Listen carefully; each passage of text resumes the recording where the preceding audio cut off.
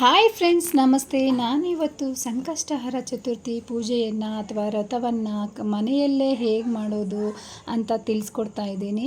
ಆಸಕ್ತಿ ಇರೋರು ಒಂದು ಸಲ ವಿಡಿಯೋನ ನೋಡ್ರಿ. ಹಾಗೆ ಪೂಜೆಗೆ ಏನೇನು ಬೇಕು, ಯಾವ ಥರ ಮಾಡಬೇಕು ಅಂತ ನಾನು ತಿಳಿಸ್ಕೊಡ್ತಾ ಇದ್ದೀನಿ. ಮೊದಲಿಗೆ ಸಂಕಷ್ಟಹರ ಚತುರ್ಥಿ ಅಂತಲೇ ನಾವು ಹೇಳಬೇಕಾಗತ್ತೆ. ಸಂಕಷ್ಟಿ ಅಂತ ಅನ್ನಬಾರ್ದು. ನಮಗೆ ಬಂದಿರೋ ಕಷ್ಟನ ಹರ ಮಾಡಪ್ಪ ಅಂಥೇಳಿ ಸಂಕಷ್ಟಹರ ಚತುರ್ಥಿ ಅಂತಲೇ ನಾವು ಉಚ್ಚಾರಣೆ ಮಾಡಬೇಕಾಗತ್ತೆ. ಸಂಕಷ್ಟಿ ಅಂತಾರೆ. ನಮಗದು ಆ ಪದನ ನಾವು ಉಚ್ಚಾರಣೆ ಮಾಡೋದ್ರಿಂದ ಕಷ್ಟ ಜಾಸ್ತಿ ಆಗುತ್ತೆ. ಅದಕ್ಕೋಸ್ಕರ ನಾವು ಸಂಕಷ್ಟಹರ, ನಮಗೆ ಬಂದಿರೋ ಕಷ್ಟನ ಹರಸಪ್ಪ, ಹರಿಯೋ ಹಾಗೆ ಮಾಡಪ್ಪ ಅಂಥೇಳಿ ಈ ವ್ರತವನ್ನು ನಾವು ಮಾಡಬೇಕು.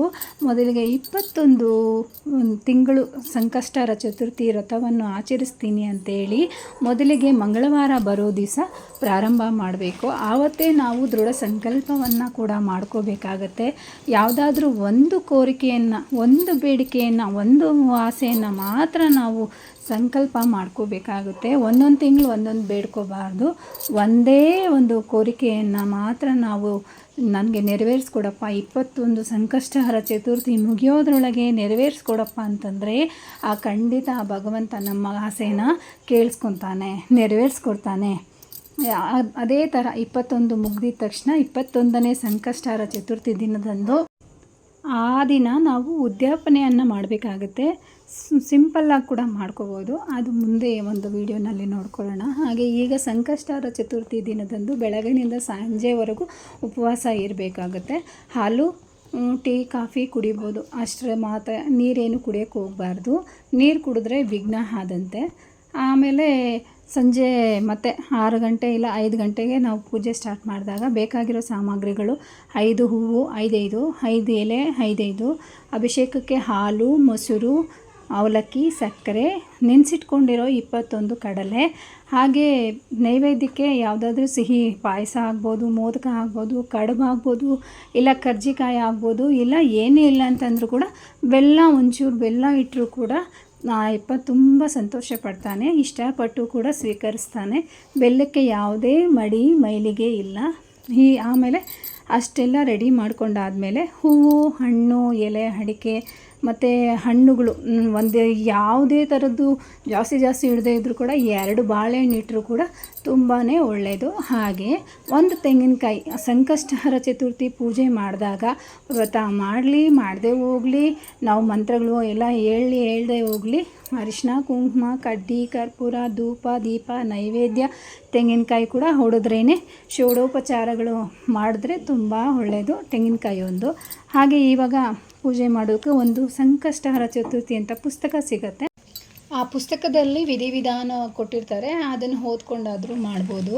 ಆ ಪುಸ್ತಕದಲ್ಲಿ ನೋಡಿಕೊಂಡು ಮಾಡೋಕ್ಕಾಗೋದಿಲ್ಲ, ನಾವು ಹಾಗೇ ಮಾಡ್ಕೋಬೇಕು ಅನ್ನೋರು ಮೊದಲಿಗೆ ಒಂದು ಚಿಕ್ಕ ಗಣೇಶ ವಿಗ್ರಹ ಆದರೂ ಸರಿ, ಇಲ್ಲ ಅಂತಂದರೆ ಒಂದು ಅರಿಶಿಣದಲ್ಲಿ ನಾವು ಮಾಡ್ತೀವಲ್ಲ, ಅರಿಶಿಣದ ಗಣಪತಿಯನ್ನಾದರೂ ಸರಿ, ಇಲ್ಲ ಅಂತಂದರೆ ಸಗಣಿಯಲ್ಲಾದರೂ ನಾವು ಪಿಳ್ಳೆರಾಯ ಅಂತಾರೆ, ಆ ಸಗಣಿಯಲ್ಲಿ ಮಾಡಿಕೊಂಡು 21 ಗರಿಕೆನ ಸಗಣಿಗಾದರೂ ಸರಿ, ಇಲ್ಲ ಗಣಪತಿ ವಿಗ್ರಹಕ್ಕಾದರೂ ಸರಿ, ಇಲ್ಲ ಅರಿಶಿಣಕ್ಕಾದರೂ ಆಗಲಿ ಚುಚ್ಚಿಬಿಟ್ಟು ಒಂದು ವೀಳ್ಯದೆಲೆಯಲ್ಲಿಟ್ಟು ಆ ಅಯ್ಯಪ್ಪನ ಸಂಕಲ್ಪ ಮಾಡ್ಕೋಬೇಕು. ಆ ಅಯ್ಯಪ್ಪನ ಕರೀಬೇಕು ನಾವು, ನಮ್ಮ ಮನೆಗೆ ಬಾಪ್ಪ, ಇವತ್ತು ನಾನು ಸಂಕಷ್ಟಹರ ಚತುರ್ಥಿ ಪೂಜೆಯನ್ನು ಮಾಡ್ತಾಯಿದ್ದೀನಿ, ನಮ್ಮ ಮನೆಗೆ ಬಾ ಅಂತ ಆಹ್ವಾನವಿಟ್ಟು ಪೂಜೆ ಮಾಡಿ, ಗೌರಿ ದೇವಿ ಅವರಮ್ಮನ್ನು ಕೂಡ ಕರಿಬೇಕು. ನಾನಿವತ್ತು ಸಂಕಷ್ಟಹರ ಚತುರ್ಥಿ ವ್ರತವನ್ನು ಮಾಡ್ತಾಯಿದ್ದೀನಿ, ಪೂಜೆಯನ್ನು ಮಾಡ್ತಾಯಿದ್ದೀನಿ, ಬಾಮ್ಮ ತಾಯಿ, ಬಂದು ಇಲ್ಲಿ ಕೂತ್ಕೋ, ನಮ್ಮ ಪೂಜೆಯನ್ನು ಸ್ವೀಕರಿಸು, ನಮ್ಮನ್ನು ಹರಸು ಅಂತೇಳಿ ಬೇಡ್ಕೋಬೇಕು. ಹಾಗೆ ನಾವು ತುಪ್ಪದ ದೀಪ ಹಚ್ಚಿದ್ರೆ ತುಂಬ ಒಳ್ಳೆಯದು. ದೀಪ ಬೆಳಗಿಸ್ಕೊಂಡು ಸಂಕಲ್ಪ ಆದಮೇಲೆ ದೀಪ ಬೆಳಗಿ ಕಡ್ಡಿ ಹಚ್ಚಿ, ಆಮೇಲೆ ವಿಗ್ರಹ ಇರುತ್ತಲ್ಲ, ಆ ವಿಗ್ರಹಕ್ಕೆ ಆ ವಿಗ್ರಹದ ಮುಂದೆನೇ ಒಂದು ಬೊಟ್ಲು ಇಟ್ಕೊಂಡು ಅದರಲ್ಲಿ ಫಸ್ಟು ಹಾಲು ಹಾಕಬೇಕು, ಆಮೇಲೆ ಮೊಸರು ಹಾಕಬೇಕು, ಆಮೇಲೆ ಸಕ್ಕರೆ ಹಾಕಬೇಕು, ಆಮೇಲೆ ಅವಲಕ್ಕಿ ಹಾಕಿ ನೆನೆಸಿಟ್ಕೊಂಡಿರೋ ಕಡಲೆನ ಹಾಕಿ ಅದನ್ನು ದೇವರಿಗೆ ತೋರಿಸ್ಬೇಕು. ಅಪ್ಪ, ನಾನು ನಿನಗೆ ಅಭಿಷೇಕ ಮಾಡ್ತಾಯಿದ್ದೀನಿ, ಪಂಚಾಮೃತ ಅಭಿಷೇಕ ಮಾಡ್ತಾಯಿದ್ದೀನಿ ಅಂತೇಳ್ಬಿಟ್ಟು ಒಂದು ಎಲೆನ ಅದ್ದಿ ಆ ದೇವರಿಗೆ ತೋರಿಸಿ ನಿವೇದಿಸಬೇಕು. ಆವಾಗ ನಾವು ಆ ಗಣಪನಿಗೆ ಅಭಿಷೇಕ ಮಾಡಿದಾಗ ಅನಿಸುತ್ತೆ. ಆಮೇಲೆ ಅಭಿಷೇಕ ಪಂಚಪಾತ್ರೆಯನ್ನು ತೆಗೆದು ಪಕ್ಕಕ್ಕಿಟ್ಟು, ಮತ್ತು ಹೂವು ನಾವು 5 ಥರ ತೊಗೊಂಬಂದಿರ್ತೀವಲ್ಲ, ಇನ್ನೂ ಹೆಚ್ಚಾಗಿ ಕೂಡ ತೊಗೊಂಬರ್ಬೋದು.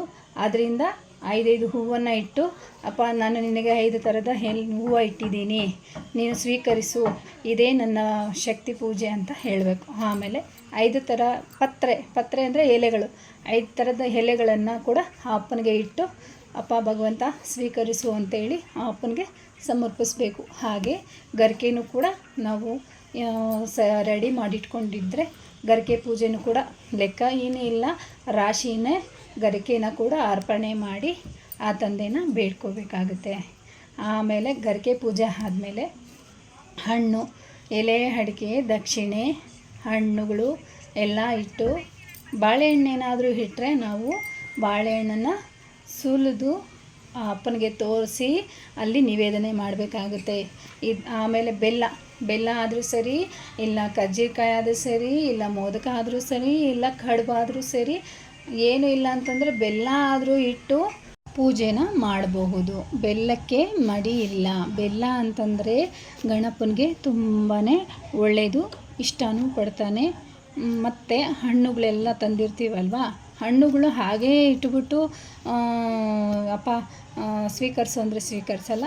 ಯಾವುದೇ ಹಣ್ಣಾಗಲಿ ಸ್ವಲ್ಪ ಓಪನ್ ಮಾಡಬೇಕಾಗತ್ತೆ. ಓಪನ್ ಕೂಡ ಅಷ್ಟೇ, ನಾವು ಕೈಯಲ್ಲಿ ಮಾಡಬಾರ್ದು. ದೇವರಿಗೆ ಕೈಯಲ್ಲಿ ಮಾಡಿದ್ರೆ ಅದು ಶ್ರೇಷ್ಠ ಅಲ್ಲ. ಈ ಪಂಚಪಾತ್ರೆಯಲ್ಲಿ ಬರುತ್ತಲ್ಲ, ಸ್ಪೂನ್ ಥರ ಇರುತ್ತಲ್ಲ, ಅದರಲ್ಲೇ ಸ್ವಲ್ಪ ಚುಚ್ಚಿ ಮತ್ತು ನೈವೇದ್ಯ ಮಾಡ್ದಂಗೆ ತೋರಿಸ್ಬೋದು. ಇಲ್ಲ ಕಟ್ ಮಾಡಿ ಆದರೂ ಇಡ್ಬೋದು. ಅಷ್ಟೊಂದು ಸಮಯ ಸಾಕಾಗಲ್ಲ ಅಂದರೆ ಅಷ್ಟು ಮಾತ್ರ ಚುಚ್ಚಿ ಮತ್ತು ಸಮರ್ಪಣೆ ಮಾಡಿದ್ರೆ ತಂದೆ ಸ್ವೀಕರಿಸ್ತಾನೆ. ಆಮೇಲೆ ಏಕಾರತಿ ಮಾಡ್ಕೋಬೇಕಾಗುತ್ತೆ. ಏಕಾರತಿ ಮಾಡ್ಕೊಂಡಾದಮೇಲೆ ಪಂಚಾರತಿ ಕೂಡ ಮಾಡ್ಕೋಬೇಕಾಗತ್ತೆ. ಆಮೇಲೆ ಅಷ್ಟಹಾರತಿ, ನಾನು ಇವಾಗ ತೋರಿಸ್ತಾ ಇದ್ದೀನಲ್ಲ, 8 ಕರ್ಪೂರನ ಕೆಳಗಡೆ ಇಟ್ಟಿದ್ದೀನಿ. ಮತ್ತು ಪಚ್ಚ ಕರ್ಪೂರ, ಮಾಮೂಲಿ ನೀರಾಂಜನ ಬರುತ್ತಲ್ಲ, ಅದನ್ನ ಎರಡೂ ಸೇರಿಸಿ ಆರತಿನ ಮಾಡ್ಕೊತಾ ಇದ್ದೀನಿ. ಆಮೇಲೆ ಆ ಆರತಿನೆಲ್ಲ ದೇವರಿಗೆ ತೋರಿಸ್ಬಿಟ್ಟು ನಾವು ಮನಸ್ಪೂರ್ವಕವಾಗಿ ಕಾಯ ವಾಚ ಮನಸ ಬೇಡ್ಕೊಂಡ್ರೆ ಭಗವಂತ ನಮಗೆ ಒಲಿತಾನೆ. ಹಾಗೆ ಧೂಪ ಕೂಡ ಹಾಕ್ತಾಯಿದ್ದೀನಿ. ಕೊಬ್ಬರಿ ಚಿಪ್ಪನ್ನು ನಾವು ತೆಂಗಿನಕಾಯಿ ಹೊಡೆದಿರ್ತೀರಲ್ಲ, ಆ ಚಿಪ್ಪನ್ನು ಬಳಸ್ಕೊಂಡು ನಾನು ಧೂಪ ಹಾಕ್ತಾಯಿದ್ದೀನಿ. ಈಗ ಕೆಂಡ ಎಲ್ಲ ಸಿಗೋದು ಕಷ್ಟ, ಒಲೆಗಳಿರೋದಿಲ್ಲ. ಅದಕ್ಕೋಸ್ಕರ ಸ್ಟವಲ್ಲಿ ಸ್ವಲ್ಪ ಚಿಪ್ಪನ್ನು ಸುಟ್ಕೊಂಡ್ಬಿಟ್ಟು ಅದನ್ನು ಧೂಪ ಇದರಲ್ಲಿ ಬಟ್ಲಲ್ಲಿ ಹಾಕ್ಕೊಂಡು, ಧೂಪಕ್ಕೆ ನಾನು ಸಾಂಬ್ರಾಣಿ, ಒಣ ಕೊಬ್ಬರಿ, ತುಪ್ಪ, ಸಕ್ಕರೆ ಮತ್ತು ಗುಗ್ಗಿಲಮ್ ಅಂತ ಗಂಧದ ಅಂಗಡಿಯಲ್ಲಿ ಸಿಗತ್ತೆ, ಅವು 5 ಪದಾರ್ಥನ ಸೇರಿಸಿ ಧೂಪನ ಬೆಳಗ್ಕೊತಾ ಇದ್ದೀನಿ. ನೀವು ಪ್ರತಿದಿನವೂ ಅಷ್ಟೇ, ಪ್ರತಿದಿನ ಅಂತಂದರೆ ವಿಶೇಷವಾಗಿ ವ್ರತಗಳು ಮಾಡಿದಾಗ, ಪೂಜೆಗಳು ಮಾಡಿದಾಗ, ಮನೆಯಲ್ಲಿ ಶುಕ್ರವಾರ, ಶನಿವಾರ, ಮಂಗಳವಾರ ಈ ಧೂಪವನ್ನು ಹಾಕ್ಕೊತಾ ಇದ್ದರೆ ನಮಗೆ ಯಾವುದೇ ರೀತಿಯ ನೆಗೆಟಿವ್ ಎನರ್ಜಿ ಇರೋದಿಲ್ಲ, ಪಾಸಿಟಿವೇ ತುಂಬಿಕೊಳ್ಳುತ್ತೆ. ಈ ಪೂಜೆಗಳಲ್ಲಿ ಈ ಥರ ನಾವು ಧೂಪ ಹಾಕ್ಕೊಂಡ್ರೆ ತುಂಬಾ ಒಳ್ಳೆಯದು. ಧೂಪದ ಬಟ್ಲು ಸಿಗತ್ತೆ, ಅದಕ್ಕಿಂತನೂ ಇದು ತುಂಬಾ ಒಳ್ಳೆಯದು. ಧೂಪ ಹಾಕ್ಕೊಳ್ಳಿ. ಈಗ ನಾನು ಇದರಲ್ಲಿ ವಿಡಿಯೋನಲ್ಲಿ ತೋರಿಸ್ತಾ ಇದ್ದಂಗೆ ವ್ರತಕಥೆಯನ್ನು ಓದ್ತಾ ಇದ್ದೀನಿ. ಮತ್ತು 21 ನಾಮಗಳು ಬರುತ್ತೆ. ಆ 21 ನಾಮಗಳನ್ನು ಕೂಡ ಜಪಿಸ್ಕೊಂಡ್ರೆ ನಾವು ಒಳ್ಳೆಯದಾಗತ್ತೆ. ಅದು ಪುಸ್ತಕದಲ್ಲಿ ಸಿಗುತ್ತೆ. ಪುಸ್ತಕದಲ್ಲಿ ಸಿಗಲಿಲ್ಲ ಅಂದರೂ ಕೂಡ ನಾವು ಸಂಕಷ್ಟಹರ ಚತುರ್ಥಿ ಗಣಪನ್ನ ನೆನೆಸ್ಕೊಂಡು ನಾವು ಏನು ಅಂದ್ಕೊತೀವೋ ಅದನ್ನು ಮತ್ತೊಮ್ಮೆ ಆ ತಾಯಿ ಪಾರ್ವತಿ ದೇವಿಗೂ ಹಾಗೆ ಸಂಕಷ್ಟಹರ ಗಣಪತಿಗೂ ನಾವು ಹೇಳ್ಕೊಳ್ತಾ ಬಂದರೆ ನಮ್ಮ ಕಷ್ಟ ಅನ್ನೋದು 21 ಮುಗಿಯೋಷ್ಟರೊಳಗೆ, 21 ಕೂಡ ಬೇಕಾಗಿಲ್ಲ, 5-6 ಸಂಕಷ್ಟ ಚತುರ್ಥಿ ವ್ರತವನ್ನು ಪೂಜೆಯನ್ನು ನಾವು ಭಕ್ತಿ ಶ್ರದ್ಧೆಯಿಂದ ಮಾಡಿದ್ದೀವಿ ಅಂದರೆ ಭಗವಂತ ತೋರಿಸ್ಕೊಡ್ತಾನೆ ನಾನಿದ್ದೀನಿ ಅಂತ.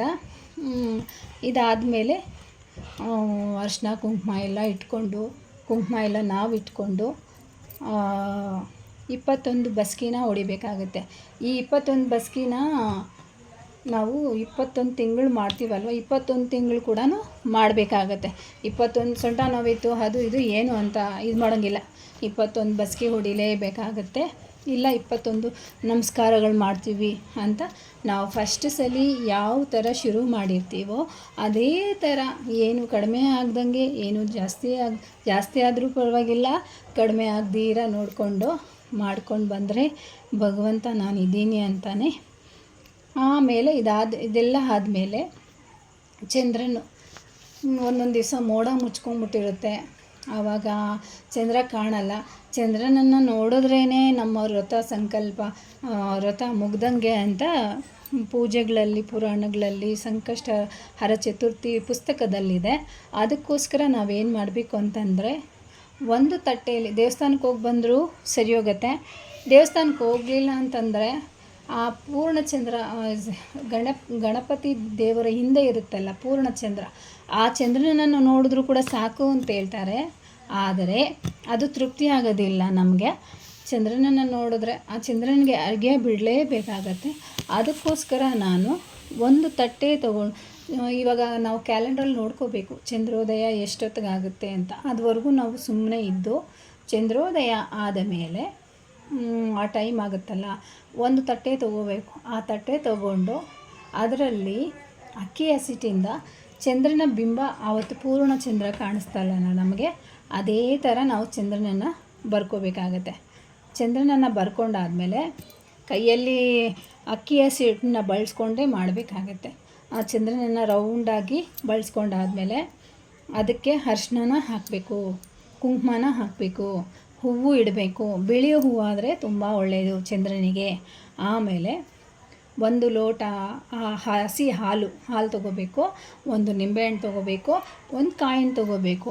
ಇದರಲ್ಲಿ ಇದೇ ನಮಗೆ ಕಾಣಿಸ್ತಾ ಇರೋ ಚಂದ್ರ ಪೂರ್ಣಚಂದ್ರ ಅಂತ ಭಾವಿಸಿ ಕಡ್ಡಿಯನ್ನು ಬೆಳಗಿ, ನನ್ನಪ್ಪ ಭಗವಂತ ಚಂದ್ರದೇವ, ನಾನು ಬೆಳಗಿನಿಂದ ಸಂಜೆಯವರೆಗೂ ಉಪವಾಸವಿದ್ದು ಸಂಕಷ್ಟಹರ ಚತುರ್ಥಿ ವ್ರತವನ್ನು ಆಚರಿಸಿ ಪೂಜೆಯನ್ನು ಮಾಡಿ ಈಗ ನಿನಗೆ ಅರ್ಘ್ಯ ಬಿಡ್ತಾ ಇದ್ದೀನಿ. ನನ್ನ ವ್ರತ ಸಂಪೂರ್ಣವಾಗಿದೆ, ಯಾವುದೇ ವಿಘ್ನವಿಲ್ಲದೆ ನಿರ್ವಿಘ್ನವಾಗಿ ನಡೆದಿದೆ. ನಿನ್ನಷ್ಟೇ ನೆಮ್ಮದಿ ಸುಖ ಶಾಂತಿಯನ್ನು ಕೊಡಪ್ಪ ಅಂತ ಬೇಡ್ಕೊತ ಕಡ್ಡಿ ಬೆಳಗಿ ಕರ್ಪೂರ ಬೆಳಗಿ ಪ್ರಾರ್ಥನೆ ಮಾಡಿಕೊಂಡು ಆ ಅಪ್ಪನಿಗೆ ನಾವು ಅರ್ಘ್ಯವನ್ನು ಬಿಡಬೇಕು. ಇದನ್ನು ಯಾರೂ ತುಳಿದಿರುವಂಥ ಹಸಿರು ಗಿಡಕ್ಕೆ ಹಾಕಿಬಿಟ್ಟು ಆ ನಿಂಬೆಹಣ್ಣು ಜ್ಯೂಸ್ ಮಾಡಿಕೊಂಡು ಮನೆಯವರೆಲ್ಲ ಕುಡಿಬೇಕು. ಹಾಗೆ ಆ ಕಾಯಿನ ದೇವ್ರ ಮನೇಲಿಟ್ಟು ಪೂಜೆ ಮಾಡ್ಕೋಬೇಕಾಗತ್ತೆ. ಆಮೇಲೆ ಅಭಿಷೇಕ ಮಾಡಿರ್ತೀವಲ್ಲ ನಾವು ದೇವರಿಗೆ, ಗಣಪನಿಗೆ, ಆ ಪಂಚಾಮೃತ ಅಭಿಷೇಕನ ನಾವು ಮನೆಯವರು ಎಲ್ಲರೂ ತೊಗೊಂಡ್ರೆ ತುಂಬ ಒಳ್ಳೆಯದು. ಉಪವಾಸ ಇರೋರು ತೊಗೊಂಡ್ರು ಕೂಡ ತುಂಬ ಒಳ್ಳೆಯದು. ಹಾಗೆ ಹಣ್ಣುಗಳು ಅಷ್ಟೇ, ಮತ್ತು ದೇವರಿಗೆ ಎಲ್ಲಡಿಕೆ ಇಟ್ಟಿರ್ತೀವಲ್ಲ ಅದನ್ನು ಕೂಡ ನಾವು ಯಾರಿಗೂ ಕೊಡದೆ ನಾವೇ ಹಾಕ್ಕೋಬೇಕಾಗತ್ತೆ. ಆಮೇಲೆ ಆವತ್ತಿನ ದಿನ ಉಪವಾಸ ಬಿಡುವಾಗ ಈರುಳ್ಳಿ ಬೆಳ್ಳುಳ್ಳಿ ಹಾಕಿರೋ ಅಂಥ ಯಾವುದೇ ತಿಂಡಿನ ತಿನ್ನಬಾರ್ದು ಅಂತ ಒಂದು ನಿಯಮ ಇದೆ. ಅನ್ನ ಕೂಡ ತಿನ್ನಬಾರ್ದು ಅಂತ ಹೇಳ್ತಾರೆ. ಲೈಟಾಗಿ ಏನಾದರೂ ಟಿಫನ್ ಮಾಡಿಕೊಂಡ್ರೆ ಸರಿ ಹೋಗುತ್ತೆ. ಇಲ್ಲ ಅಂತಂದರೆ ಈ ಹಣ್ಣು ಹಂಪಲು ನೈವೇದ್ಯ ಮಾಡಿರ್ತೀವಲ್ವ ಅವೆಲ್ಲನೂ ಅಭಿಷೇಕ ಮಾಡ್ಕೊಂಡಿರೋದೆಲ್ಲ ತಿಂದರೆ ಸಾಕು ಅನಿಸುತ್ತೆ.